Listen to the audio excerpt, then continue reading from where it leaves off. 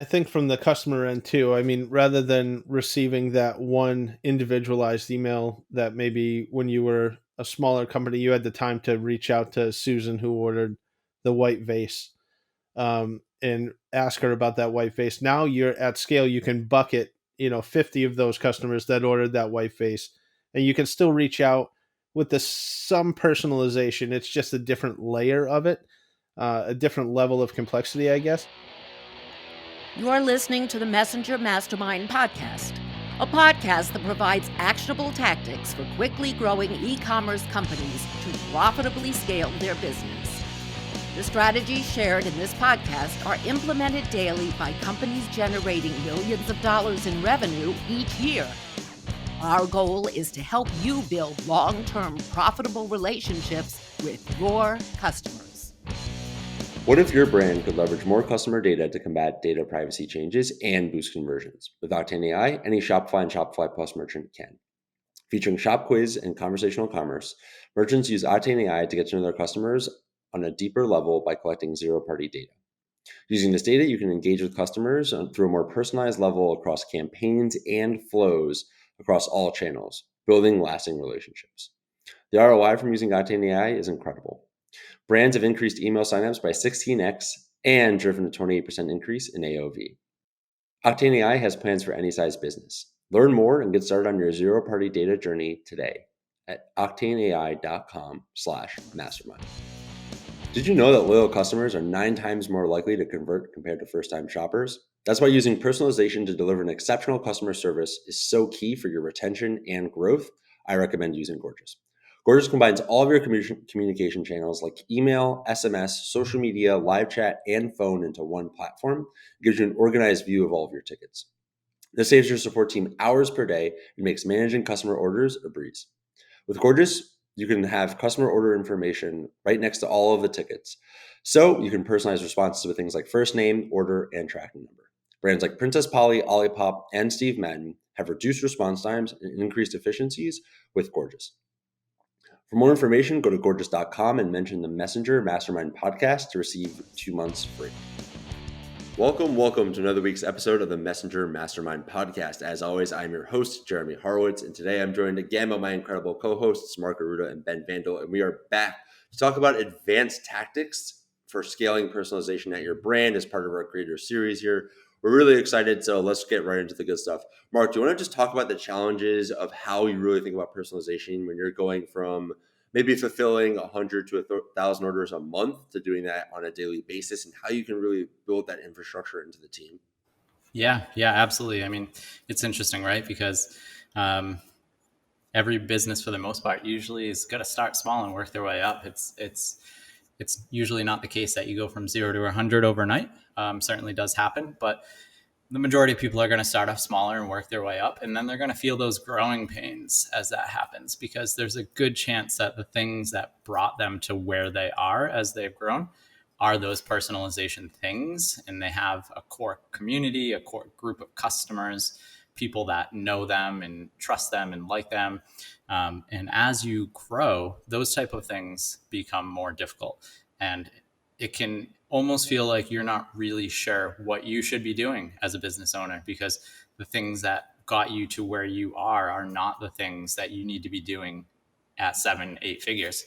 So an example of this is in our last episode of personalizations for smaller brands, we talked about things like behind the scenes content and how to work that into blogs and social posts and things like that. An example of where this could kind of be built differently going into a larger business would be something along the lines of creating a video and say you just had a large release, a successful release, things went really well, you want to send out a thank you video.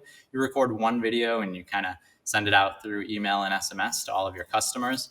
And this is the difference between sending a one-to-one email when you were smaller to say thank you to the 50 customers that you had, versus sending out a video message that was recorded one time to thousands or tens of thousands of customers. Yeah, I think one thing you really have to do, as far as the behind the scenes video and video content at a scalable level, is maybe when you were a smaller company, you could do this more reactively, right? You get an order in, and then you can go out and put that behind the scenes content into the world, or the personalization message. Now at scale, you probably have to schedule that more frequently. You probably have to plan to do some behind the scenes stuff. You probably have to plan to forecast that you're going to have to send out a video message after a particular release or a launch. So that stuff. And then your customers are also going to look for it probably on a more regular schedule, or it'll help them find it more easily at a regular schedule. So I think just having a system around it at scale will probably help you, one, make sure that you do it, and two, make sure your customers see it and can find it. And I think that's really going to be one of the bigger differences at scale, is that it'll be less random. It'll be less like, oh, I have, 2 minutes, or I have to do all these in one day. You'll have to plan an actual teammate to do that, or a particular time of day, and allocate some time to do that behind the scenes personalization stuff. Yeah, and I think one thing that when you're starting off earlier and you're smaller, you don't really think about that you need to build this team as you scale as a content team. Is like you need to have people on your either freelance or on staff who are dedicated to creating content. And a great example of exactly as like Ben was just mentioning, like planning this out is in the early days, you probably just record a quick selfie video, you probably just write a quick email versus at scale. I mean, some of my favorite examples have actually been CVGs of like the blog posts you guys did as you were maxing out your warehouse capacity. Like, I feel like, right, that was probably those authored by the founders, and the founders were telling the story. There's probably a team behind that for who's writing the blog post and who's getting everything ready, or doing like pre-recorded videos. Like I think Movement Watches does this really well, where they'll actually hire a content team just like they were going to do for a major product launch, and they'll go and tell this like behind the scenes story and talk about the brand and talk about the company and kind of give this like bigger company update. And it's definitely something that larger companies can do, because there's just it, right, you need to hire a video person and an editor and figure out what the script is going to be and figure out what that narrative is going to be. You can't like just throw that together really quickly, but it's really figuring out that team, figuring out how you can invest in that resource. And it's going to be one of those things of you may not see dollars back today, but it's that investment in the community over time. It's really like giving that great personalized element of like, hey, this is what we're going on. You're really a part of our community. You've helped us get here. And while it may not be a true one-to-one thing, it's a meaningful moment that when customers come to your brand, they'll think about, and they'll have that like, oh, I really want to still be a part of this company. I still want to buy stuff in the future because it really means something to me. Yeah, and I have a good real world analogy for this, and you guys know I love analogies. So it's like when you're a kid, you could just show up at the park, and there'll be friends there, and you could go play with them and hang out. And now as you get older and an adult, you have to schedule things. You have to schedule time to see your friends. You can't just leave whenever you want. You have kids, you have a wife, so um, that type of thing is just being more systematized and making time to do it, because you know how valuable it is. It carried you to this point. So now setting up some automations for it, whether that be on the email side and programming in the first name into the email instead of sending it, going back with some of those advanced tactics like changing the send name, like Jeremy said in the last episode, about making it sound like this email is coming from this person, and then maybe a different topic is coming from another person on the team. Same thing with the email signature. So things like that can be thought out and planned out months in advance, rather than just the day of, sporadically writing that email. As a small business owner, you're probably the face of the company. You're probably the one that people are knowing. You're probably the name on all those emails. And that is obviously going to be much more difficult as the business scales. So just because you can't be everywhere at once doesn't mean that other team members can't. So you can still try to have a lot of those same things happening within the business that you were doing by yourself, but now there's team members doing it. So before, maybe you were in a Facebook group community or an Instagram community and you were replying to the comments, and that worked very well. It's personal, customers appreciate it, they know that they can trust you and they know what your business is about. But you can't do that when your business is 100 times the size. So you can bring people on to basically multiply yourself. You can create those people to be faces within the business to answer those questions within the community. You can use them in the behind the scenes content so that when customer service replies to someone's email, they can say, "Oh, I know that person because I saw them in this video that was posted on Instagram earlier." So, although a lot of the tactics are the same and different, you can work it out. You just need a little bit more help. Yeah, and I always find it really funny how it like swings from one side back to the other and then back again. Of right, like early days, you're probably answering everything. It's probably your name on everything. You grow. There's a team that's under you. They're starting to become more prevalent, and then you kind of swing back later, and it almost is like more valuable because it's like this rare occurrence of like, oh my god, the founder is now responding again when I've been interacting with the team. And it's this really great evolution over time where some of the most effective emails we used to send back in the day were just plain text note from founder emails. We're like, we, especially being a female focused brand, most of the time we had a couple of female team names that we used when we would send out like our marketing emails. And right, like obviously Megan or Maria or whoever it was wasn't sending out every single email. It was our marketing team. But over time, we would mix it in and we would include a specific note from our founder. His name is Alan. And right, it was just like a very weird, like very different. It wasn't a man's name. It was a man's name versus a woman's name. It was a very different message. It was plain text, which were usually our emails were super, or SMS were super photo heavy. And it meant a lot more. Our open rates would pop and go crazy because it was a little bit of a difference. And so it's just very funny that like the people from the beginning of the brand were like, oh my God, I remember Alan. And like all the new people were like, oh, this is so cool. Someone who we never hear from is interacting with us. And the cool thing is that that stuff doesn't take a long time. Like, I mean, for that specific example, it was still the marketing team that did all of that. But even in those public forums, like a Facebook group or on social media, like you can take 5 minutes one day at a random time to make those responses. And it really just means so much to customers that like it's an interesting balance of like you have the team, you have the infrastructure. Usually it's also the marketing team is the people who are personalizing it going out. The CS team is what's handling the personalization coming in.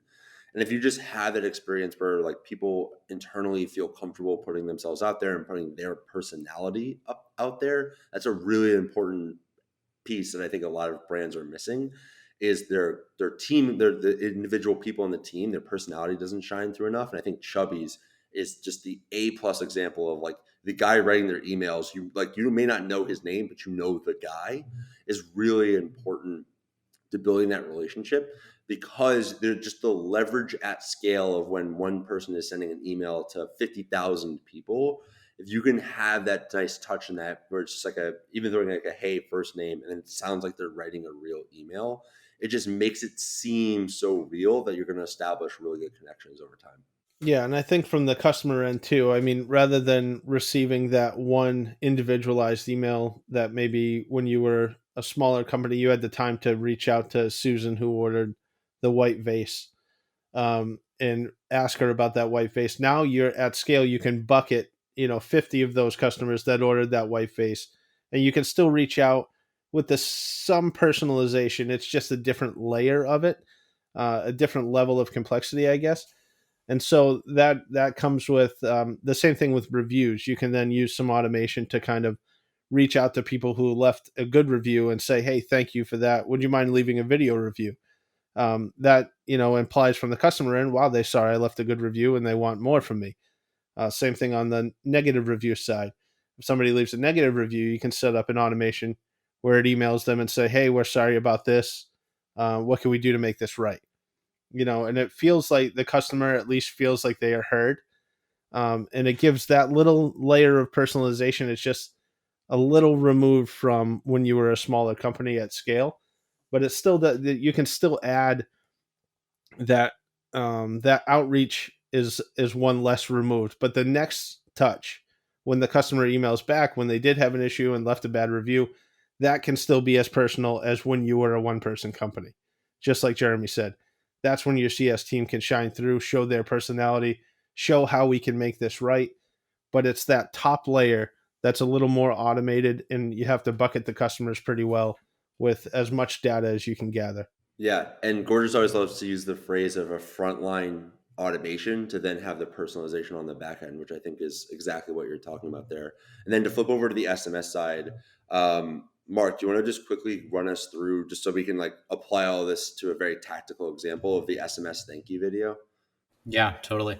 So, I mean, this kind of goes back to what you're trying. You're always just trying to mimic like when you were smaller, as far as personalization goes, because you want to have that one-to-one experience. So if you have a launch coming up, and again, this leads into what Ben is saying about planning, because you can't just throw these things together when you're a larger company. If you have a launch coming up and you're expecting big things from it, or you're expecting some bumpy roads, either way, putting together a video in advance, whether that's you as the business owner, face of the company, some content creator, just creating a 15-second video, just saying, thanks so much. We're working really hard on getting your order together. We hope you love it. We really appreciate your support. And then sending that out. You just maybe throw that video on a landing page and then a text message that goes out to everyone who purchased on that day. You will be surprised how much people appreciate that. They probably know that it was not an individualized message, but they still appreciate the fact that someone that they know within the company is taking the time to send a message to them, just simply because other large companies are not doing that. So even though it might not be exactly one to one, it is different than what they're experiencing anywhere else. The hundredth, thousandth time that they've bought from Amazon in the last year, they did not receive one single video from that company saying thank you. So by spending that small amount of time planning that out, preparing for what you're doing, it's definitely going to make you stand out, and it's going to make your customers appreciate what it is that you guys are doing, and really just show that you guys as a company care, and give the, at the end of the day, the experience that the customer can't get from somewhere else. Yeah, definitely. And I think that's really a great place to get started to get more comfortable in video. I know we were talking right before this about Buongiorno. So you just want to like dive into what that is and how you all are using it. Yeah, Buongiorno is a great, pretty cool platform where you can send individualized video messages out to your customers. It syncs with Shopify stores, so you can see the orders right in there, see what the customer, how much they spent, what they actually purchased. You can pull all kinds of data in there. So you can go right into the app and record a message and say, hey, I saw that you just ordered this awesome red shirt. It's super soft. Thank you so much. You're going to enjoy it. It's going out the door right now. And it'll send them that email. And it really is an individualized message. They also have a feature for scalable companies when they get big, where you can do what they call a roll up and you can send 50 videos at once.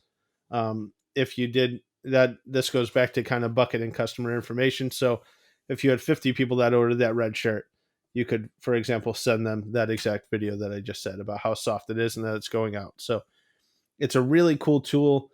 Again, like Jeremy said, to show off some personalities in your customer service. If you have some people with great personalities that are great on video or comfortable on video anyway, it's a good way to show them some behind the scenes stuff. And I think Mark has a great use case for being proactive on it as well. So, I mean, here's the exciting thing about something like Buongiorno that Ben is mentioning. You know, if you're sending out 500, 1,000 orders a day, it can be really, let's face it, it's impossible to send out those one-to-one messages, even if it is as quick as just, recording a quick Buongiorno and sending that out. You can't hit that volume, but it still has the level, the scale that you would want, because of the fact that that is a personalized message to that customer. The chances of that customer taking a screenshot of that video, posting it somewhere, talking about it on social, telling their friends and family, it allows that one piece of video, that one piece of content that was only going to one person, to be amplified to many. So it's almost the perfect example of being one-to-one while also scaling at the same time. Yeah. And I think another way that a lot of brands take this strategy over time is just right. If you're fulfilling 1,000 orders a day, there's no way you're going to be able to talk to everybody. But you can really start to invest in your VIP customers and those top customers that have come around for a long time, and really take those personal touches for those specifically. So I know we were also catching up before the show about a pretty cool new tactic you all are doing for your VIPs. Just want to quickly like walk through how you're doing that with Bongiorno around launches. Yeah, sure. So, what we like to do, we've been doing recently, is we've kind of been working down our list of our highest VIP customers. So, where we are releasing every couple of weeks, multiple items every couple of weeks, we are taking one of those items and we are saying our top number 1 to our top number 20 customers, and we just send them that item for free. And we're doing that before products go live so that those customers, they are VIP, they feel more special, not only because they received this item for free, but because they received it before anyone else could even buy it. And the benefit for the company is that they're going to talk about that. As we just mentioned, a similar situation, not just friends and family, they're going to post a social, they're going to hype that product for you. So what we're doing is we're just working down our list of VIPs. If you're a top customer, then you deserve something free. You're going to come back in the future. We want to reward you. We want to thank you for doing that. And, they thank us back by creating that piece of content, that video, that post to tell others about how unique this experience was that they're not going to get in any other company. Yeah, and I think something when we were a smaller company where when we sent out that product, it would include a free handwritten note to tell them that why we're doing this. And now it's using a video app like Bongiorno where we send them a video message and say, "Hey, we just wanted you to know we have a free sneak peek of an item coming up for you. It's on the way." They get super excited about it, and then just like Mark said, they amplify that message out to the community, and everybody gets super excited about it. So that's a good way to kind of magnify and touch a bunch of people with very, very little resources behind it, but it just gets everybody going, and it's a really cool personal touch. I think it's one of the most fun things we do at the company. Yeah, I really like there's two sides to that. The first is because you're giving the reason why they got something for free, like they earned it, is probably so much more valuable, which was motivates them to promote it more. And then the second side of it, which I think is really interesting, is because they're so motivated.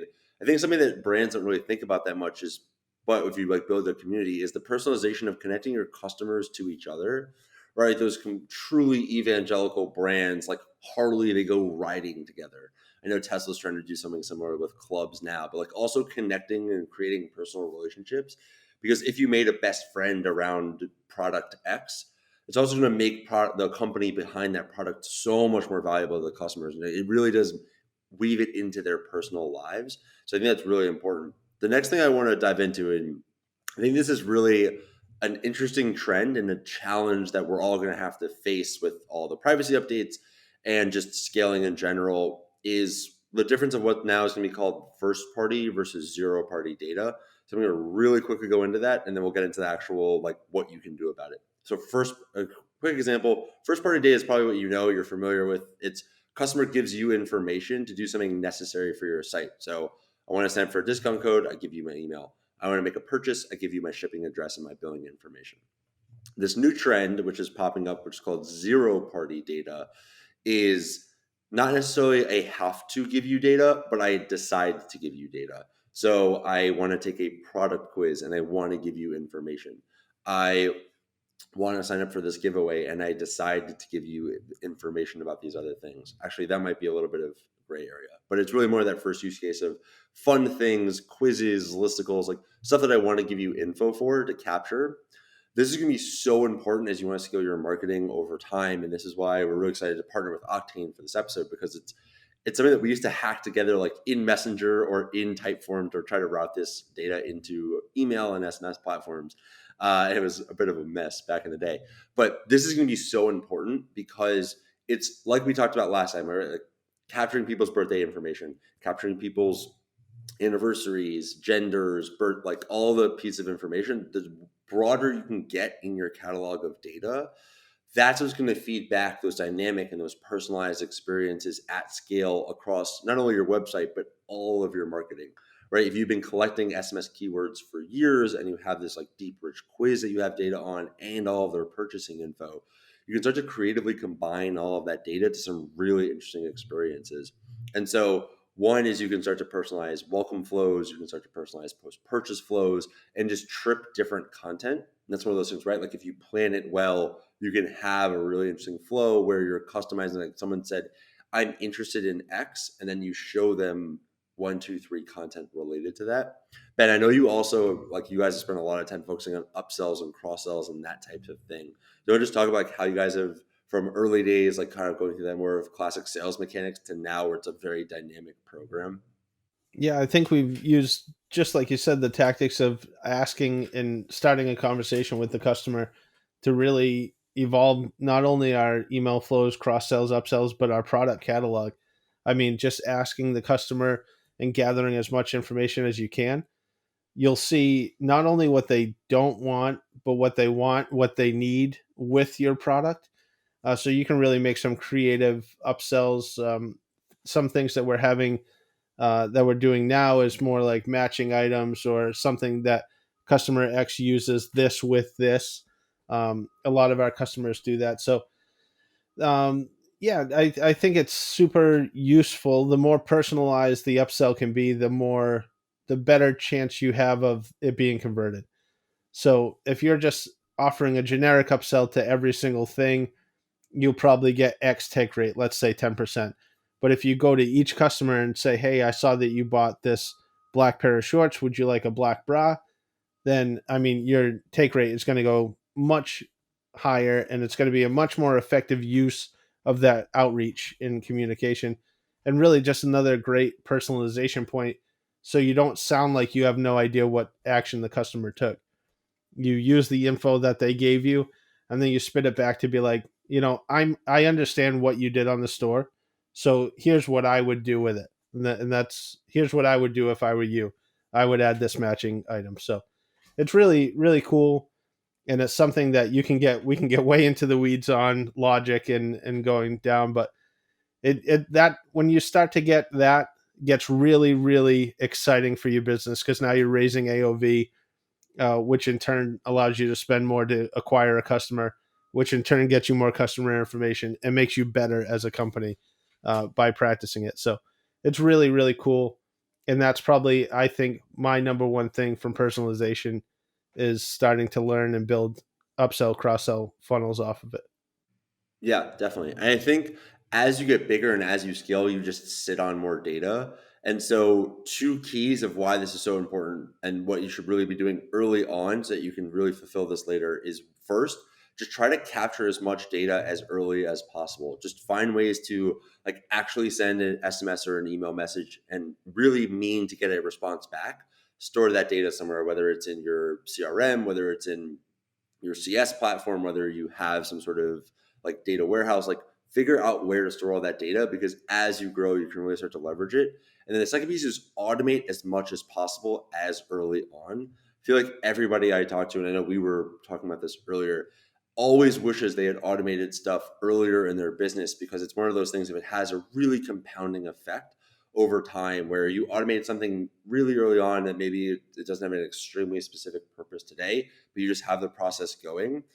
2-3 years later, it's paying for itself exponentially back, and it allows you to do the new set of things that now you're much more prepared to do. So we hope this was helpful. There's a lot of stuff. We have a lot more ideas, as Ben said, like there's a lot of nuances of how to build all the mechanics behind a lot of this, but we want to just give a taste of like how to think about these things as you build your business over time. And we've in some tactics that we found to be super effective. We have 2 more episodes coming up in the series. We're really excited to talk to Octane, as well as a really hot up and coming brand, about what they're doing to really build more personal relationships with their customers. So definitely stick around. Tune back in next week for those episodes. Thanks for listening to another week's episode of the Messenger Mastermind podcast. If you enjoyed today's episode, please share it with another e-commerce marketer. And always let us know what you think down in the comments below. Also, don't forget to subscribe. If you're looking for cutting-edge tactics and the resources that we rely on to run our businesses, sign up for our newsletter. We'll include a link down below. As always, stay confident, connect with your customers, and keep growing.